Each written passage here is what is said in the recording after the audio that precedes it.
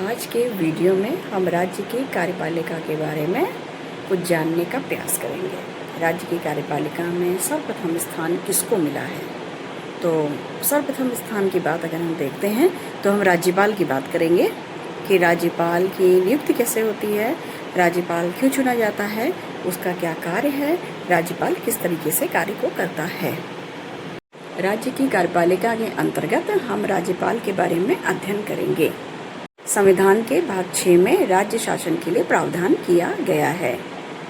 राज्य की कार्यपालिका का प्रमुख राज्यपाल होता है। राज्यपाल की योग्यताओं को अगर हम देखते हैं तो सर्वप्रथम योग्यता है कि वह भारत का नागरिक हो, वह 35 वर्ष की आयु को पूरा कर चुका हो, वह किसी प्रकार के लाभ के पद पर ना हो, वह राज्य विधानसभा का सदस्य चुने जाने लायक हो। राज्यपाल की नियुक्ति राष्ट्रपति द्वारा 5 वर्ष की अवधि के लिए की जाती है तथा यह राष्ट्रपति के प्रसाद पर्यंत पद को धारण करता है। एक राज्य का एक राज्यपाल होता है। इसके अतिरिक्त 2 या 2 से अधिक राज्यों में एक राज्यपाल की नियुक्ति भी की जा सकती है। राज्यपाल पद ग्रहण करने से पूर्व उच्च न्यायालय के मुख्य न्यायाधीश अथवा वरिष्ठतम न्यायाधीश के सम्मुख अपने पद की शपथ लेता है। राज्यपाल की उन्मुक्तियों तथा विशेषाधिकार में देखते हैं कि वह अपने पद की शक्तियों के प्रयोग तथा कर्तव्य के पालन के लिए किसी न्यायालय के प्रति उत्तरदायी नहीं होता है।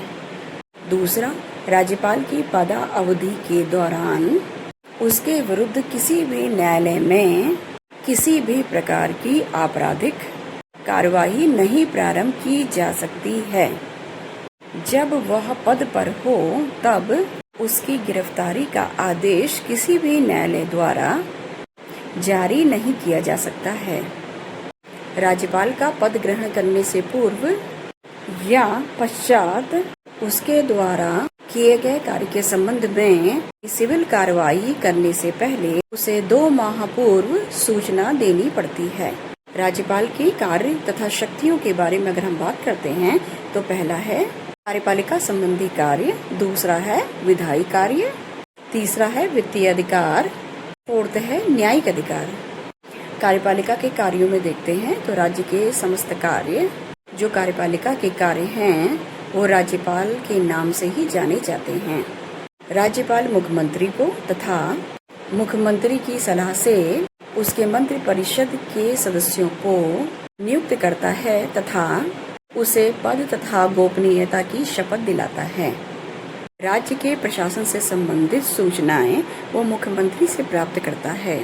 जब राज्य प्रशासन संवैधानिक रूप से न चलाया जा रहा हो तो राज्यपाल राष्ट्रपति से राज्य में राष्ट्रपति शासन की सिफारिश करता है।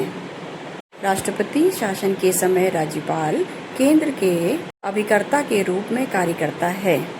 राज्यपाल राज्य के विश्वविद्यालयों का कुलाधिपति होता है तथा उप कुलपतियों की नियुक्ति करता है। दूसरा है विधायी अधिकार। यह विधानमंडल का अभिन्न अंग होता है। यह विधानमंडल का सत्रवान करता है, सत्रवसान करता है तथा उसका विघटन करता है। यह विधानसभा के अधिवेशन को संबोधित करता है तथा दोनों सदनों के संयुक्त अधिवेशन को संबोधित करता है। राज्य विधानसभा में यदि किसी सदस्य की अयोग्यता का प्रश्न उत्पन्न होता है तो योग्यता संबंधी विवाद का निर्धारण राज्यपाल चुनाव आयोग के परामर्श से करता है। राज्य विधानमंडल द्वारा पारित विधेयक राज्यपाल के हस्ताक्षर के बाद ही अधिनियम बन पाता है। यदि विधानसभा में आंग्ल भारतीय समुदाय का पर्याप्त प्रतिनिधित्व नहीं होता है तो राज्यपाल उस समुदाय के एक व्यक्ति को विधानसभा का सदस्य मनोनीत कर सकता है। इनके वित्तीय अधिकारों में राज्यपाल प्रत्येक वित्तीय वर्ष में वित्त मंत्री को विधानमंडल के सम्मुख वार्षिक वित्तीय विवरण को प्रस्तुत करने के लिए कहता है। विधानसभा में धन विधेयक राज्यपाल की पूर्व अनुमति से ही पेश किया जाता है। ऐसा कोई विधेयक जो राज्य की संचित निधि से खर्च निकालने की व्यवस्था करता हो, उस समय तक विधानमंडल द्वारा पारित नहीं किया जा सकता है जब तक राज्यपाल इसकी संस्तुति ना कर दे। राज्यपाल की संस्तुति के बिना अनुदान की किसी भी मांग को विधानमंडल के सम्मुख नहीं रखा जा सकता है। राज्यपाल धन विधेयक के अतिरिक्त किसी विधेयक को पुनर्विचार के लिए राज्य विधानमंडल के पास भेज सकता है, परंतु राज्य विधानमंडल द्वारा उसे दोबारा पारित किए जाने पर वह उस पर अपनी सहमति देने के लिए बाध्य होता है। अब हम न्यायिक अधिकार को देखते हैं।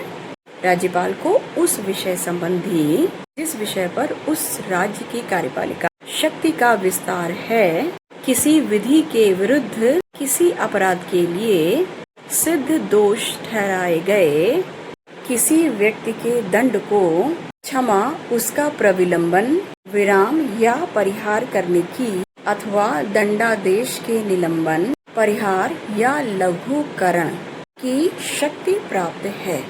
इस प्रकार हम देखते हैं कि राज्यपाल केवल एक संवैधानिक प्रमुख के रूप में कार्य करता है, परंतु असाधारण स्थितियों में उसे इच्छा अनुसार कार्य करने की शक्ति प्राप्त है।